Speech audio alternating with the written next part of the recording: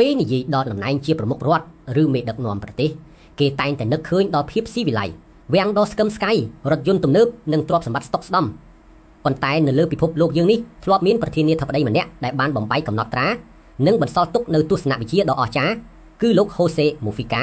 ដែលជាអតីតប្រធានាធិបតីទី40នៃប្រទេសអ៊ុយរ៉ាហ្គាយនិងត្រូវបានពិភពលោកទាំងមូលដាក់រហស្សនាមថា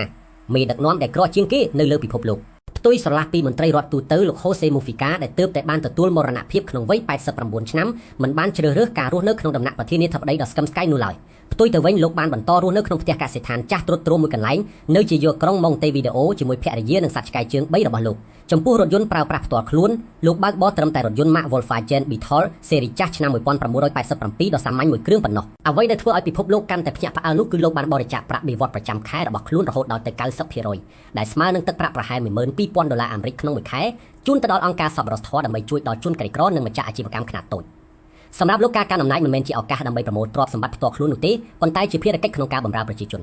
ក្នុងពេលកាន់តំណែងលោកធ្លាប់បានលើកឡើងថាមនុស្សក្រីក្រការពិតមិនមែនជាអ្នកដែលមានលុយតិចតួចនោះទេប៉ុន្តែគឺជាអ្នកដែលចង់បានច្រើនហួសហេតុឥតឈប់ឈរទៅវិញទេប្រភពព័ត៌មានអន្តរជាតិធំៗជាច្រើនដែលនិយាយអំពីជីវប្រវត្តិនៃអតីតប្រធានាធិបតីហូសេមូហ្វីកានិងមរណភាពរបស់លោកបានបង្ហាញថាមុនពេលក្លាយជាមេដឹកនាំប្រទេសលោកធ្លាប់ជាអ្នកប្រយុទ្ធបាក់ពួកទស្សនៈឆ្វេងនិយមនិងត្រូវគេចាប់ដាក់ពន្ធនាគារយ៉ាងទារុណជិត15ឆ្នាំ